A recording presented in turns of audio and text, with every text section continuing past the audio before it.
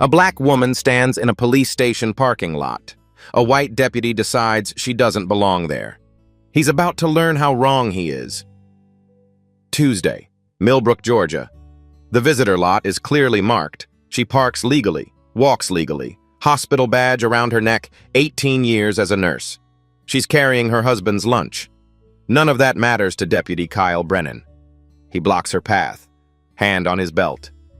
"Ma'am, what's your business here?" She's black. She's standing still. Apparently that's crime enough. What Brennan doesn't know, that lunch belongs to the man inside, the man who runs this department.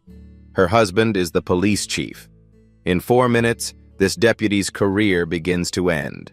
If you've ever been questioned where you belonged, stay with this one. Brenda Owens is 42 years old. She works as a pediatric nurse practitioner at Millbrook Regional Medical Center, a sprawling complex on the east side of town that serves 3 counties. 18 years on the job. Her patients request her by name. Their parents send thank you cards that she keeps in a drawer at her desk. Not for pride, but for the hard days when she needs reminding why she does this work. She grew up in Macon, the daughter of a postal worker and a school secretary. She put herself through nursing school with scholarships and night shifts at a grocery store. She moved to Millbrook 15 years ago for a job that promised stability and a community that felt like home. She found both. She married Derek Owens 20 years ago. They met at a church fundraiser in Atlanta. He was a patrol officer then, ambitious but quiet, the kind of man who listened more than he spoke. She liked that about him. Still does. He proposed after 18 months. She said yes before he finished the question. 14 months ago, Derek was appointed police chief of Millbrook. First black chief in the department's history. The vote was contentious. Some celebrated with champagne and speeches. Others didn't hide their displeasure. Anonymous letters, cold shoulders in the hallways, the particular silence that settles when certain people enter a room. At the swearing-in ceremony, Brenda watched her husband place his hand on his grandmother's Bible and promised to serve with integrity. She believed him. She still does. They have 2 children. A daughter, 16, who wants to be a civil rights attorney and argues her case at the dinner table with footnotes. A son, 12, who wants to be a veterinarian or possibly a YouTuber. He hasn't decided, and changes his mind weekly. They live in a brick ranch house on Maple Street, 3 miles from the station. They attend First Baptist Church on Sundays. They pay their taxes. They vote in every election, including the local ones nobody else remembers. This Tuesday morning starts like any other. Brenda leaves for work at 6:30, coffee in a travel mug, bag packed the night before. Derek leaves at 7, already answering emails on his phone. Somewhere between the coffee pot and the front door, he forgets his lunch on the kitchen counter. Turkey sandwich. Apple. A note from their daughter that reads, "Dad, don't arrest anyone annoying today." Brenda finds it at 9:15, between patient appointments. She texts Derek, "You forgot your lunch again." He replies, "Long morning. Can you drop it off? Meeting ran over. Starving." She has a gap between appointments. 15 minutes. Enough time to drive to the station, hand off the bag, and get back. She's done this a dozen times before. It's nothing. It's routine. It's the most ordinary errand in the world. The station sits on Commerce Street, a 2-story brick building with an American flag out front and glass doors that need cleaning. The visitors' parking section is clearly marked. White lines, blue sign, impossible to miss. She pulls into a spot near the entrance. She grabs the lunch bag. She checks her phone. A patient's mother has texted about a prescription refill. Brenda makes a mental note to call back after. She steps out of the car. The October air is cool but not cold. She can smell coffee from the station's open lobby door, mixed with the exhaust from Commerce Street traffic. The lot is quiet. A few cruisers parked in the official section. No one around. She walks toward the entrance. Her heels click against the asphalt in a steady rhythm. She's 30 feet from the door. That's when she hears it. An engine. Close. Getting closer. A cruiser pulls across her path and stops. The driver's side door swings open. A deputy steps out, young, maybe late 20s, hand already resting on his duty belt. His posture says one thing: confrontation. His voice confirms it. "Ma'am, I need to see some ID. What's your business here?" Brenda Owens has been a nurse for 18 years. She's seen emergencies. She's stayed calm when children were coding, when parents were screaming, when everything around her was chaos. Calm is a skill. She's mastered it. She looks at the deputy. She notes his badge number without breaking eye contact, and she thinks, here we go. She's 30 feet from the door when the cruiser blocks her path. The deputy's name is Kyle Brennan. 29 years old, 3 years on the force. His personnel file contains 8 complaints, all marked unfounded or insufficient evidence. But Brenda doesn't know that yet. Right now, she only knows what she sees. A young officer with an aggressive stance, blocking her path in front of the building where her husband works. "I'm visiting someone inside," she says. Her voice is level, measured.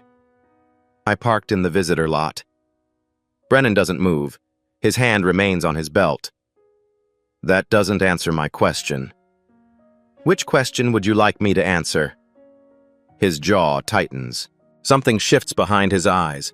Frustration, maybe, or the realization that this isn't going the way he expected. "Put the bag down. Hands where I can see them." Brenda looks at the lunch bag in her hand. Turkey sandwich, apple, a note from a 16-year-old who dreams of arguing cases before the Supreme Court. She sets it down slowly, narrating her actions aloud, a habit from years of medical work. "I'm placing the bag on the ground." "Step back." She steps back. "Don't move." She stops. "I said step back." "Deputy, which would you like me to do?" A bystander arrives at that moment. Terrence Davis, 34, an electrician from the east side of town who's been in business for himself for 6 years. He's here to file a report about a stolen generator. $3,000 of equipment vanished from a job site overnight. He parks 2 spots away, steps out of his truck, and immediately sees what's happening. A woman with a hospital badge. A deputy with his hand near his weapon. The parking lot of a police station at 11:40 in the morning. Terrence reaches for his phone. He's recorded police encounters before. His cousin was pulled over last year for a broken taillight that wasn't broken. He presses record. He doesn't say anything. He just watches. Brennan doesn't notice the phone. His attention is fixed on Brenda. "Am I being detained?" she asks. The question is calm, almost clinical. "I'm conducting an investigation." "Into what, specifically?" Silence. His radio crackles, dispatch calling for another unit somewhere across town. He ignores it. The question hangs in the air like something unfinished, demanding an answer he doesn't have. "I'm going to need your ID," he says finally. "On what grounds?" "You're in a restricted area." Brenda glances at the blue sign beside her car. Visitor parking. She looks back at Brennan. "This is the visitor lot. The sign is right there." "I determine what's restricted." The conversation has lasted less than 2 minutes. In that time, Brennan has issued contradictory commands, failed to articulate probable cause, and escalated a routine encounter into something that feels, to Brenda, like a test. A test she's seen other people fail, on the news, in viral videos, in stories told at church and family gatherings. A test she refuses to fail. "Deputy," she says, "I'm a nurse practitioner at Millbrook Regional. I'm here to drop off my husband's lunch. My car is parked in a visitor spot. My hospital badge is visible around my neck. I've answered your questions. I've complied with your instructions. Now I'm asking you again. Am I being detained?" Brennan's face shifts. Something flickers there. Uncertainty? Or maybe frustration at a situation that isn't following the script in his head. He hasn't found a violation. He hasn't found anything. And the woman in front of him isn't panicking, isn't arguing, isn't giving him the reaction he seems to expect. "Wait here," he says. He turns toward his cruiser. As he does, the station's front door opens. A senior officer steps out. A sergeant, gray-haired, coffee in hand. He sees Brenda. He sees Brennan. His expression changes immediately. "Deputy, stand down." Brennan freezes mid-step. The sergeant walks over, his footsteps quick and deliberate. His voice is sharp, cutting through the parking lot silence like a blade. "Mrs. Owens, is everything all right?" "It will be," she says. Brennan's face goes pale. His hand drops from his belt. He says nothing. No apology, no explanation, no acknowledgement that anything has happened at all. He simply walks back to his cruiser, climbs in, and drives to the far end of the lot. Terrence Davis lowers his phone. 68 seconds of footage. Time stamped 11:43:22 a.m. Within the hour, he'll post it to a community Facebook group with the caption, "This is how they treat us at our police station." Within 48 hours, it will have 200,000 views. And Millbrook is about to learn exactly who Brenda Owens is. The video is already uploading, and the department isn't ready for what comes next. The video spreads the way these things do now. Fast, uncontainable, carried by algorithms and outrage, and the particular velocity of something that feels true. By Tuesday evening, Terrence Davis's post has 3,000 shares. His phone won't stop buzzing. Friend requests, comments, messages from people he's never met asking permission to repost. By Wednesday morning, regional news stations are calling. By Thursday, the view count has passed 200,000 and shows no sign of slowing. The comment section becomes a confessional. People describe their own encounters, their own stops, their own questions that went unanswered. "This happened to me last year, same parking lot. I was visiting my son at the station. They asked me 3 times why I was there. They don't do this to everyone. We all know who they do it to." The Millbrook Police Department releases a statement at 2 p.m. Thursday. "We are aware of the video circulating on social media and are reviewing the matter. The Millbrook Police Department takes all concerns seriously and is committed to professional conduct. No suspension, no action, no names." The statement does nothing to slow the momentum. If anything, it accelerates it. The bureaucratic language, the passive voice, the careful non-commitment that reads like a template pulled from a drawer. 3 people come forward within the first week, their stories surfacing in comment sections and church parking lots, and eventually in Denise Crawford's notebook at the Millbrook Tribune. Lorraine Tucker is 58, a retired teacher who spent 32 years at Millbrook Elementary before her pension kicked in. 8 months ago, she was stopped by a deputy while walking her dog near the station, a morning constitutional she'd taken every day for a decade. He asked where she was going. She said, "Home." He asked for ID. She didn't have it. She was walking her dog at 7 in the morning, 3 blocks from her house. He detained her for 20 minutes, checking her name through dispatch while her arthritic golden retriever sat panting on the sidewalk. She filed a complaint. It was marked, "Unfounded." Deshaun Mills is 24, a college student at the community campus across town, studying business administration and working part-time at his uncle's auto shop. 14 months ago, he was stopped in his car 3 blocks from the station. The deputy said he matched a description. Deshaun asked what description. The deputy didn't answer. He was detained for 40 minutes, his car searched without consent, while he sat on a curb wondering if this was the day something went wrong. No charges filed, no explanation given. He filed a complaint. Insufficient evidence. Patricia Sims is 67, a deacon at First Baptist Church who has lived in Millbrook since before the interstate came through. 2 years ago, she was questioned while sitting in her own car in the station's lot, reading a book while waiting for her grandson to finish an errand inside. A deputy knocked on her window and asked why she was there. She explained. He asked for ID. She provided it. He ran her plates. She waited 15 minutes before he returned and told her she could go. No apology, no explanation, just a wave of his hand like she was being dismissed. She didn't file a complaint. She didn't think anyone would believe her. All three encounters have something in common. The deputy's name, Kyle Brennan. A community meeting is called for Friday evening at First Baptist Church. 300 people show up, more than anyone expected. The sanctuary fills, then the overflow room, then the parking lot. People stand in the October chill, listening through open windows, their breath visible in the evening air. The stories come one after another. Different faces, different days, same patterns.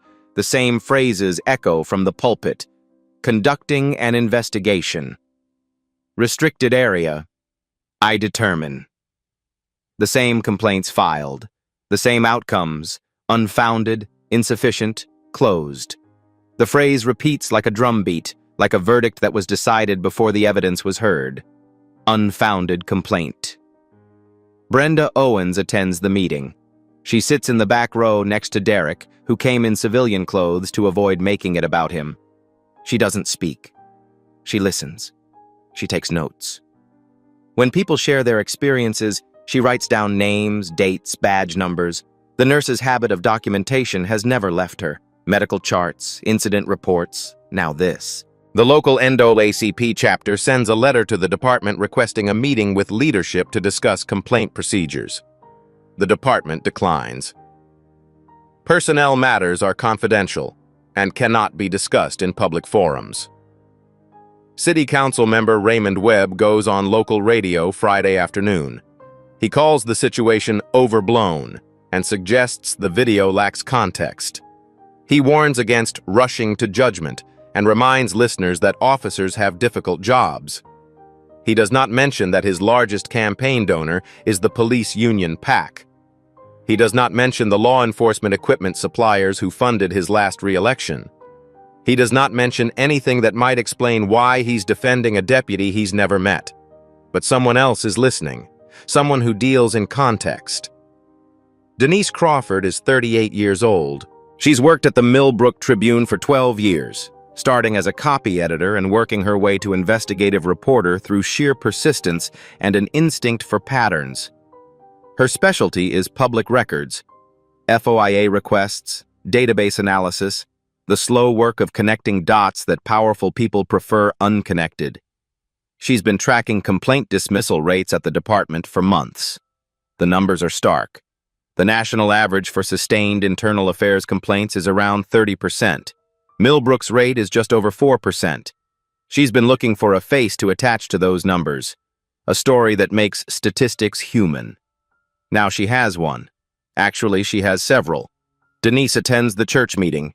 She sits near the front, recorder in hand, notebook open. She writes down every name, every date, every badge number mentioned from the pulpit. And when the meeting ends, she drives back to the Tribune office, makes a pot of coffee, and starts drafting FOIA requests. Her first request goes out Monday morning. She's asking for all complaints filed against Deputy Kyle Brennan with full documentation. The department has 14 days to respond. On Thursday, Denise Crawford files her first FOIA request. She's asking for something the department doesn't want to give. Thursday morning, Regional News runs a feature on the viral video. The segment is 4 minutes long, an eternity in local television. The reporter interviews Terrence Davis, who describes what he saw in the parking lot. She interviews Lorraine Tucker, who describes what she experienced 8 months ago. She interviews a civil rights attorney from Atlanta who explains, in careful legal terms, what reasonable suspicion means and doesn't mean. And then she delivers the detail that transforms this from a local story into something else entirely. The woman in the video has been identified as Brenda Owens, the reporter says, a nurse practitioner at Millbrook Regional Medical Center, where she has worked for 18 years. She pauses. The pause is deliberate. She is also the wife of Millbrook Police Chief Derek Owens. The silence that follows lasts 2 seconds. On television, that's an eternity. Deputy Kyle Brennan is watching the broadcast in the station's break room when the words land. His coffee cup stops halfway to his mouth. The room goes quiet. 3 other officers present, all of them suddenly very interested in their phones, the floor, anything but Brennan's face. Somewhere down the hall, a radio crackles to life. A summons to the captain's office. The shift is immediate. By Thursday afternoon, the narrative has changed completely. This is no longer a story about a random woman stopped in a parking lot. This is a story about a deputy who profiled the police chief's wife in the station's own lot, while her husband worked inside, 30 feet away. The department's communications office scrambles. A new statement is drafted, reviewed, revised, deleted, rewritten, and released by 5 p.m. Deputy Kyle Brennan has been placed on administrative leave pending a full internal review. The department takes this matter seriously. Chief Derek Owens recuses himself from any involvement in the investigation. It's the right protocol. Everyone knows it. But the optics are devastating regardless. His own officer stopped his own wife, on his own property, under his own command. In the break room, deputies whisper. In the parking lot, reporters gather. In living rooms across Millbrook, people watch the news and nod with something between satisfaction and vindication. See, they say. This is how it works. Because here's the detail that surfaces next, buried in personnel records that someone leaks to a local blogger. Kyle Brennan's uncle by marriage is Sergeant Wade Hollister. Hollister runs the department's complaint review unit, the same unit that marked Brennan's 8 previous complaints unfounded. The same unit that determines which accusations merit investigation and which get filed away in drawers that never open. The community's reaction isn't surprise. It's confirmation of what they always suspected. Brenda Owens gives her first public statement on Friday morning. She records it on her phone in her living room and posts it to social media. No publicist. No prepared remarks. Just her, speaking directly to the camera. I'm not speaking because of who my husband is. I'm speaking because I am the 6th person we know of who this happened to. I was simply the first one recorded. She pauses. Her voice doesn't waver. My husband has spent his career trying to make this department better.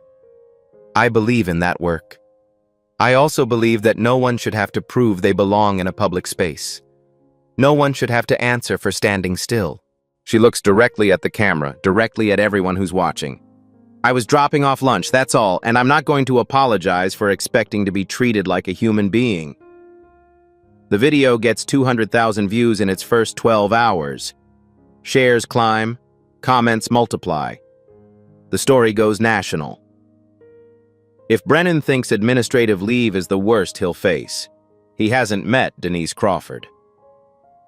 The FOIA response arrives on a Tuesday, 14 days after Denise Crawford submitted her request. The envelope is thick, 43 pages, marked responsive documents in bureaucratic type. Half of them are black with redactions. She spreads the documents across her desk at the Tribune and starts reading. The coffee in her mug goes cold. The newsroom empties as colleagues leave for the day. She doesn't notice any of it. The redactions are heavy, but they're not complete.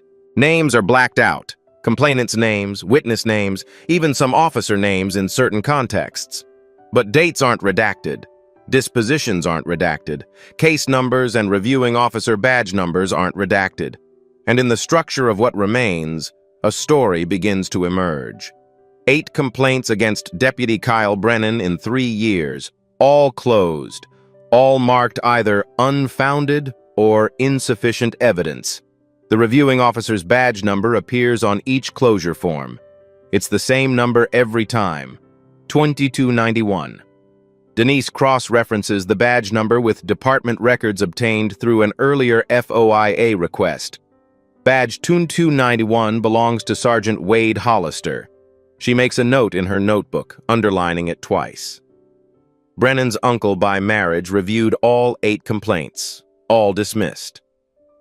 Her second FOIA response arrives 3 days later, after the Tribune's lawyer sends a notice demanding compliance and citing relevant Georgia open records statutes. This one contains body camera activation logs for Brennan's patrol vehicle over the past 18 months.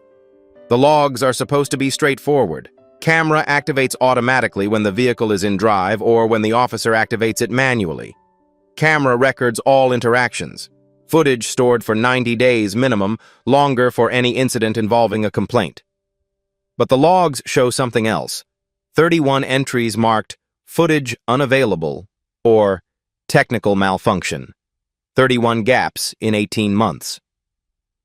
Denise pulls the dates of those gaps and compares them to the dates of the complaints filed against Brennan. The correlation is almost perfect. 7 of the 8 complaints correspond to dates when body camera footage was unavailable. The 8th complaint was filed outside the 90-day storage window, footage already deleted per policy by the time the complaint was submitted. Technical malfunction, Denise says aloud to the empty newsroom. 31 times. Same camera, same deputy. She starts making calls. Former officers who've moved on to other departments.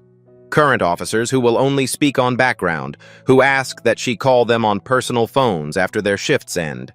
A retired sergeant who moved to Florida 3 years ago and has nothing left to lose. No pension threatened, no family still on the force. Everyone knew, one of them tells her. The voice is tired, resigned.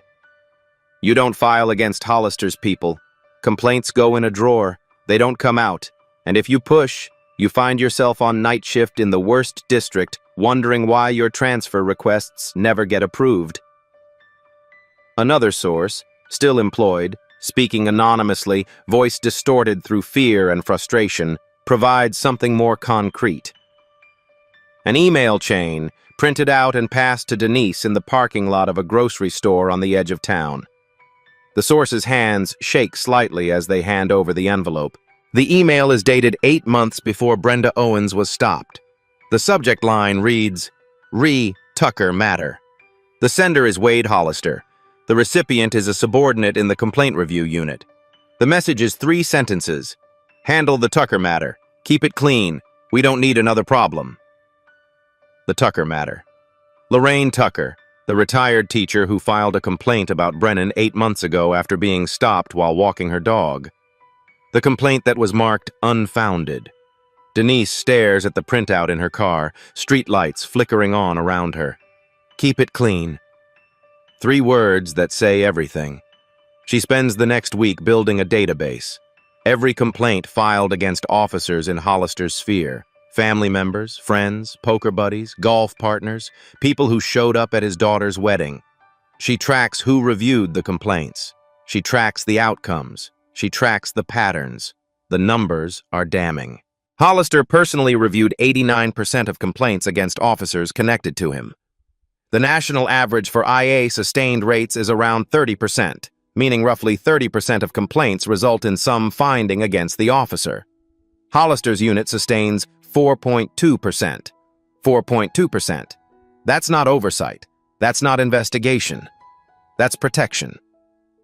Denise writes her first story. Pattern of Protection. How Millbrook PD handles its own. It runs on the Tribune's front page, above the fold, on a Sunday morning, maximum readership. The online version publishes at midnight Saturday. By noon Sunday, it's been picked up by 3 national outlets. By Monday morning, it's everywhere. The story lays out the numbers with clinical precision. The 31 body camera gaps, the 8 complaints against Brennan, all dismissed by his uncle. The email directing a subordinate to keep it clean. The statistical anomaly of a complaint review unit that sustains almost nothing while the rest of the country sustains almost a third. Right now, you're watching the receipts stack, but the department is about to push back, and the cost will be personal. The department's response is swift, but not substantive. We are reviewing the allegations raised by the Tribune. We remain committed to transparency and accountability. The words sound hollow even as they're spoken. Brennan stays on paid leave, $62 per hour, same rate he'd make on duty. Hollister continues working. No additional actions announced. But behind the scenes, something else is happening. Denise's story mentions Brennan's overtime records in passing, a detail she included because the numbers seemed high, though she didn't have time to fully investigate. The reference is brief. Records show Brennan logged substantial overtime hours for proactive patrol assignments in certain zones over the past 18 months. Oh, that sentence catches the attention of an investigator at the state attorney general's office. He reads it twice, makes a note in the margin, and starts pulling records. The community pressure intensifies. A protest forms outside City Hall. 200 people on a Wednesday afternoon, taking time off work, pulling kids out of school, standing in the Georgia sun with handmade signs. The messages are simple. Accountability now. Release the footage. We see the pattern. Chief Derek Owens watches from his office window, 4 blocks away. He can't intervene in the investigation. He can't comment publicly. He can't do anything that might appear to influence the process. All he can do is watch and wait and trust that the truth will come out. His wife is at home organizing her notes. She's not a lawyer. She's not an investigator. But she is a nurse, and nurses document everything: vital signs, medications, patient responses, every detail that might matter later. She has dates, names, badge numbers, a timeline that starts with her own encounter and stretches back years, built from conversations at church, from comment sections, from the community meeting at First Baptist. She doesn't know yet how it will end, but she knows this: the receipts are stacking, and sooner or later, the weight becomes undeniable. On her desk is a copy of the Tribune, Denise Crawford's story. The headline above the fold, Pattern of Protection. Brenda reads it again. Then she picks up her phone and sends a text to Lorraine Tucker. Have you seen this? Lorraine's response comes immediately. I've been waiting 2 years for someone to believe me. Brenda types back, they're going to believe you now. Within 72 hours of Denise's story, someone leaks Brenda's personnel file to a local blog. The counterattack has begun. The blog post appears on a Thursday morning. Anonymous source, anonymous author, maximum damage intended. The headline: Questions about Chief's wife's professional conduct. The content: a scanned copy of Brenda Owens' HR file from Millbrook Regional Medical Center. Documents that should never have left the hospital's secure systems. Buried in the pages is a 2019 incident report.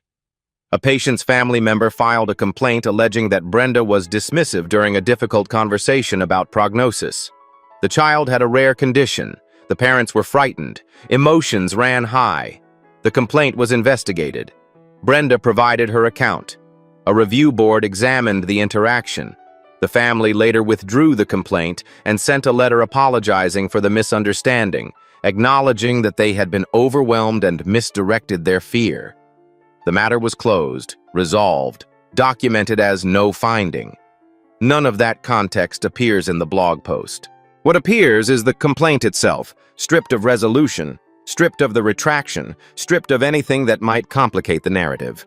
Designed to imply something ugly about a woman who has given 18 years to her profession.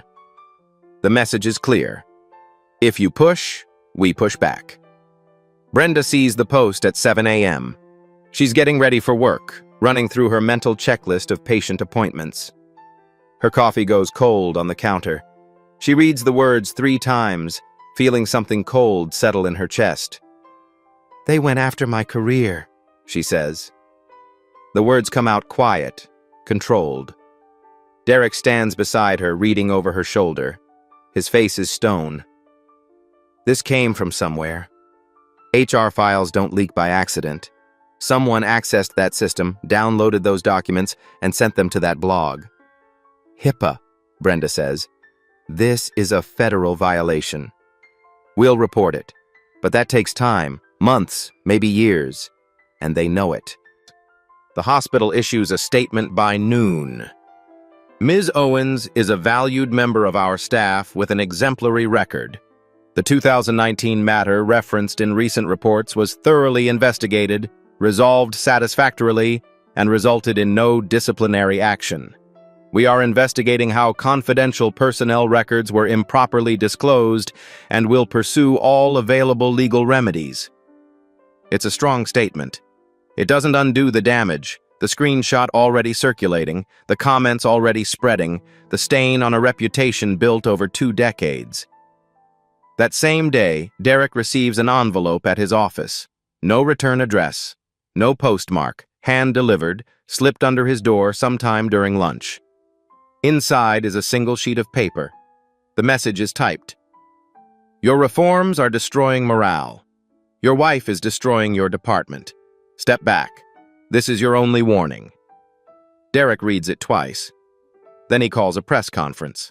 I want to share something with the public, he says, standing at the podium in his dress uniform. He holds up the letter, letting the cameras capture it. This arrived at my office today. Anonymous, threatening, designed to intimidate. He pauses, letting the words land. I'm not stepping back. I'm showing you exactly what we're dealing with. City Council member Raymond Webb responds on local television that evening. He questions whether Derek can lead objectively given the circumstances. He suggests that the chief has become too personally involved and that perhaps new leadership might better serve the department. He does not mention his donor list, the police union PAC, the law enforcement equipment suppliers, the political action committees with interests in maintaining the status quo. Sergeant Hollister, through his attorney, releases a statement. Sergeant Hollister categorically denies any improper influence over complaint reviews. These accusations are a witch hunt driven by political agendas and media sensationalism. He looks forward to being fully vindicated. The city manager schedules a performance review for Chief Owens. Date, 3 weeks out. At home, the pressure seeps into everything. Brenda and Derek's daughter comes home early from school one day, her eyes red. Someone said something about Dad, she says. She won't say what. She goes to her room and closes the door. Their son stops wearing his Millbrook soccer hoodie outside the house. When Brenda asks why, he just shrugs. I just don't want to, he says. He doesn't have to explain further. She understands. Late one night, 2 a.m., maybe later, Brenda and Derek sit at the kitchen table. The only light in the house comes from the fixture above them. The children are asleep. The neighborhood is silent. Is this worth it? Brenda asks. The question has been building for days. Derek is quiet for a long moment. What message do we send if we stop? What message do we send to our kids if this destroys us? He doesn't have an answer. Neither does she. They go to bed in silence. The question hangs in the air unanswered. 2 months have passed since the parking lot. Brennan is still on paid leave, collecting his salary, waiting. Hollister is still working, still reviewing complaints, still signing off on outcomes. No charges have been filed, no accountability delivered. Brenda lies awake, staring at the ceiling. She thinks about Lorraine Tucker, who filed her complaint 2 years ago and was told it didn't matter. She thinks about Deshaun Mills, detained for 40 minutes without explanation. She thinks about Patricia Sims, questioned in her own car while reading a book. She thinks about her children, carrying weight they didn't ask for. For 2 days, she doesn't leave the house. Then, on Sunday morning, her phone rings. Sunday morning. The sky is gray, threatening rain that won't come. Brenda sits in her car in the driveway, engine off, keys still in her hand. She doesn't want to go inside yet. The house feels heavy. Everything feels heavy. Her phone shows 48 unread messages. She scrolls through them without really reading. Some are supportive, some aren't. Thank you for standing up. You're giving us hope. Your husband shouldn't have married outside his race. You're a hero to my daughter. She wants to be like you. You're destroying good cops to make a point. How do you sleep at night? She deletes them all without reading them fully. Her thumb moves mechanically. Delete, delete, delete. The phone rings. She almost ignores it. Then she sees the name, Lorraine Tucker. She answers, Mrs. Owens? Lorraine's voice is soft, careful, the voice of someone who knows about heavy days. "I'm sorry to bother you on a Sunday. I just wanted you to know something." Brenda closes her eyes. "You're not bothering me." "I filed my complaint 2 years ago. Nothing happened. I stopped talking about it. I stopped thinking anyone would ever care. I told myself it didn't matter, that I should just move on." Lorraine pauses. "But because of you, someone finally asked me about it. That reporter. She called me. She listened. She wrote it down. For the first time in 2 years, someone believed me." "I don't know if I can keep doing this," Brenda says. The words come out before she can stop them. They surprise her. She didn't know she was going to say them until she did. "You don't have to." Lorraine's voice doesn't waver.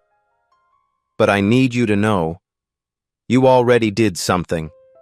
Whatever happens next, you already did something. That matters. That matters more than you know." The call ends. Brenda sits in silence. She looks at her house.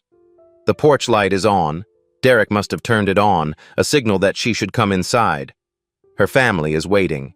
Her daughter appears at the front window, waves, a small, uncertain gesture. Brenda waves back. She didn't start this to be a symbol. She started it because a deputy blocked her path and demanded she explain herself in front of the building where her husband works.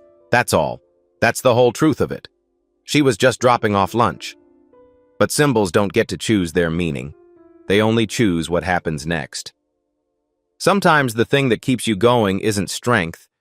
It's just the next phone call. The voice of someone who says, "You already did something." Brenda gets out of the car. She walks to the front door. She hugs her daughter, long, tight, without words. She doesn't talk about the case. She doesn't talk about the messages or the blog post or the fear that wakes her at 3 a.m. She makes dinner. She helps with homework. She watches a movie with her son, some superhero thing she doesn't follow. Too many characters, too many explosions.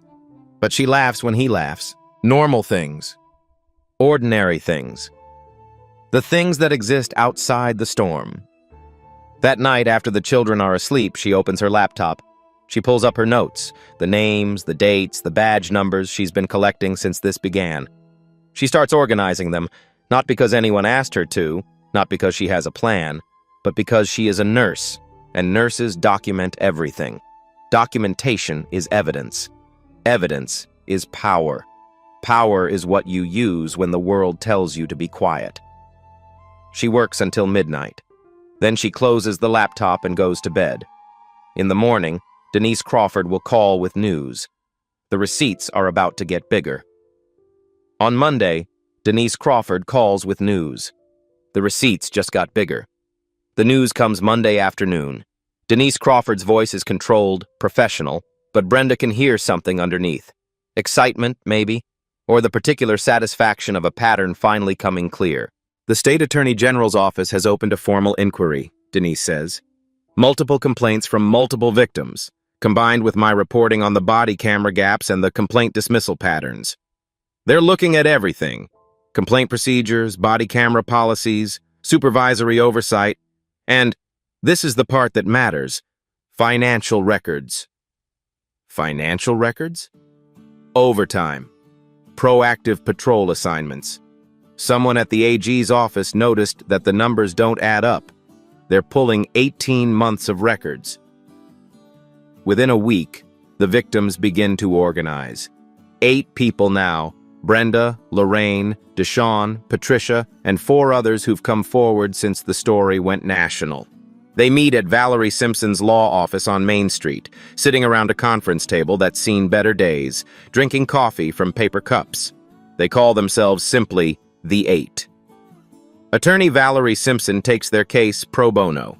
She's 45, a former federal prosecutor who spent a decade in the Justice Department's Civil Rights Division before returning to Georgia to be closer to family. She doesn't do interviews. She doesn't chase cameras. She prepares cases, meticulously, obsessively, completely. "This isn't about one deputy," she tells the group at their first meeting. "This is about a system that allowed one deputy to operate this way for years, We're going to document the system, every complaint, every dismissal, every connection. When we're done, no one will be able to say they didn't know. The coalition holds a press conference at the Tribune's office. The conference room is cramped, standing room only. Cameras flash like strobes, casting harsh shadows on the walls. Each victim gives a brief statement. They describe what happened to them. They describe filing complaints. They describe being told their experiences didn't matter. The unified message is clear. We're not asking for revenge. We're asking for accountability. We're asking for a system that works for everyone. Then something unexpected happens. Officer Janet Prescott steps forward. She's 39, a 15-year veteran of the Millbrook Police Department. She's still employed. She's still wearing her badge. She submits a written statement to the Attorney General's office. The contents leak within hours. "I joined this department to serve my community," her statement reads. "What I have witnessed over the past several years is not service. It is protection of those who do not deserve protection. Complaints are buried. Patterns are ignored. Officers who raise concerns are marginalized. I can no longer remain silent." Prescott is placed on administrative leave, pending investigation within 24 hours of her statement. The public reaction is immediate. Outrage. She becomes a symbol, a good officer trapped in a bad system, willing to sacrifice her career for the truth.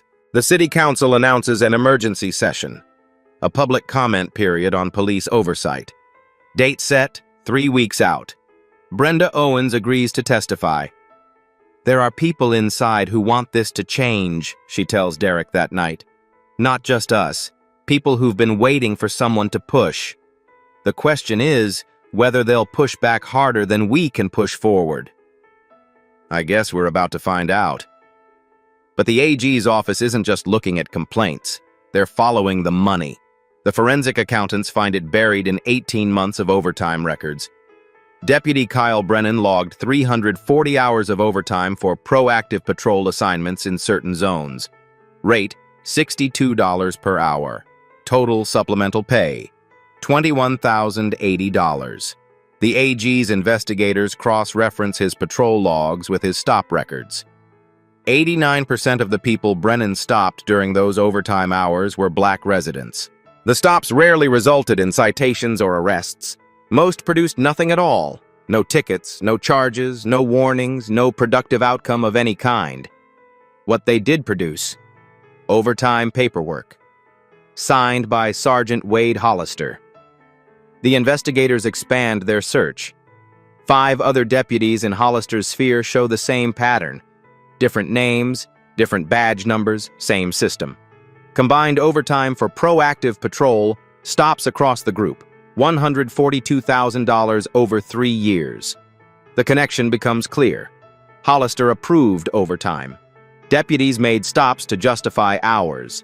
Complaints were dismissed to protect the system that made it all possible. It isn't just bias, it's fraud. The phrase in the AG's preliminary report is clinical. Systematic abuse of public funds facilitated by supervisory failure to investigate complaints. Clinical. Cold. Devastating. The AG expands the investigation to include financial crimes. Hollister's attorney stops returning calls from reporters. The city manager places Hollister on administrative leave. Finally, 2 months after Brenda Owens was stopped in a parking lot while the system that protected his nephew continued to operate. Brennan's leave is extended. His union representative meets with criminal defense lawyers, not employment lawyers anymore, but the kind who handle felony charges. Brenda receives a copy of the preliminary report through Valerie Simpson. She reads it in her living room, 40 pages of documentation, highlighted passages bleeding yellow through the paper.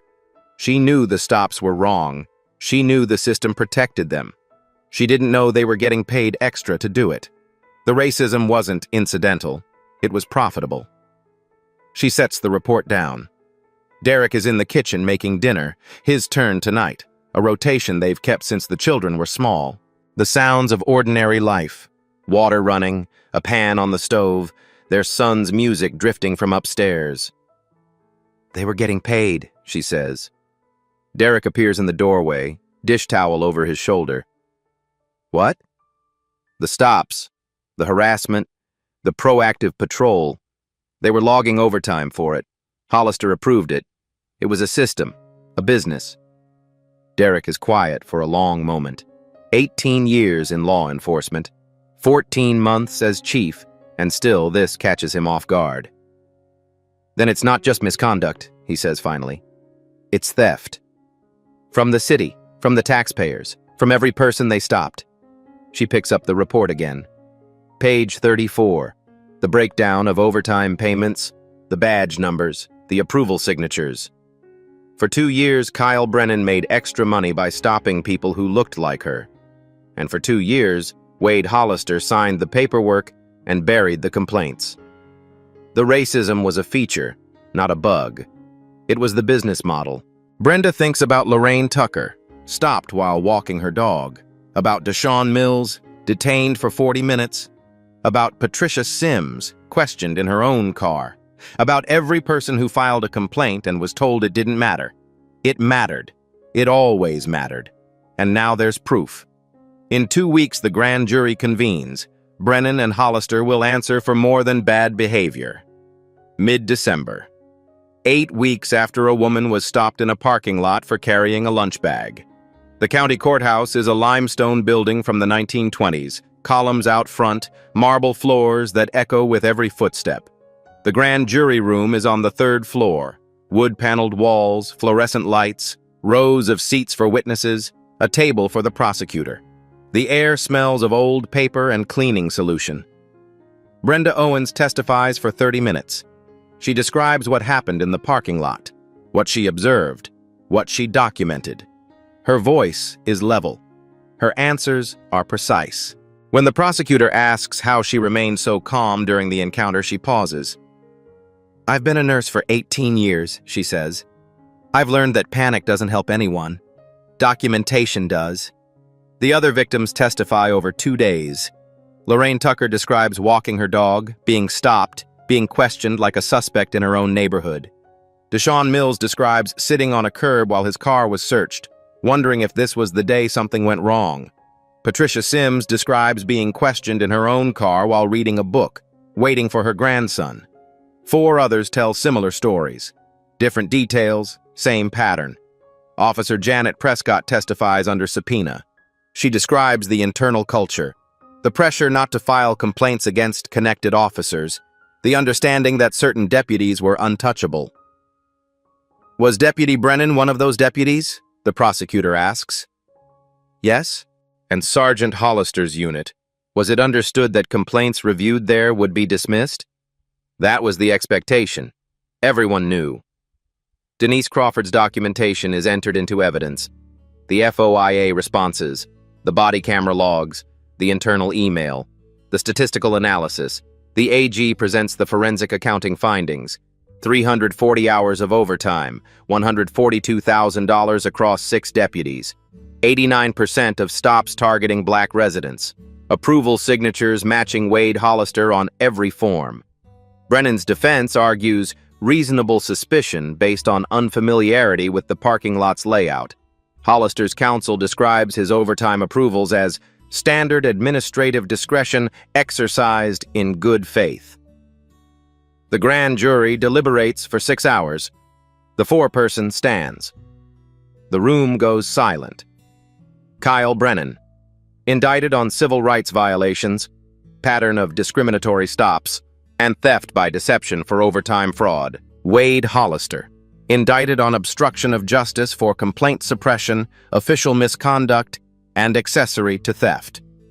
Both men are arrested at the courthouse. Bail is set. Cuffs close around wrists. Cameras capture everything. The walk to the holding area, the booking process, the particular posture of men who never expected to be on this side of the system.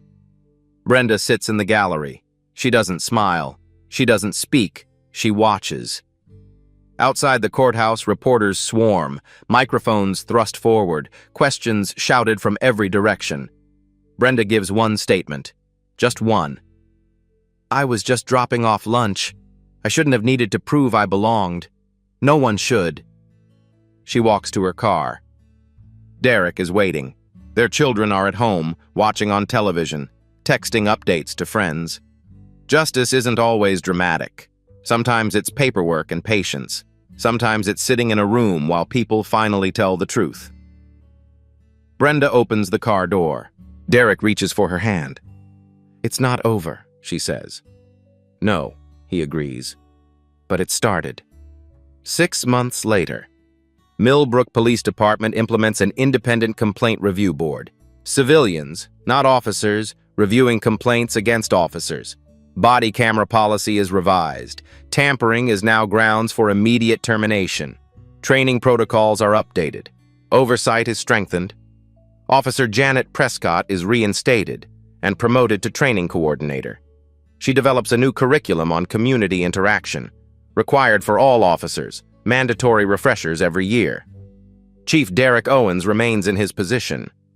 His reform agenda accelerates. Kyle Brennan is terminated from the department.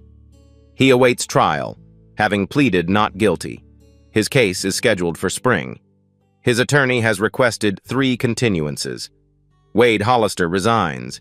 He faces separate civil suits from 7 of the 8. His pension is under review. Brenda Owens returns to work at the hospital. She requests no special attention. Her patients still ask for her by name. Tuesday morning, 1 year later. Brenda pulls into the police station parking lot. Same visitor spot, same lunch bag in her hand, same walk to the front door. No one stops her. No one demands ID. No one blocks her path. She drops off Derek's lunch. She waves to the desk sergeant. She leaves.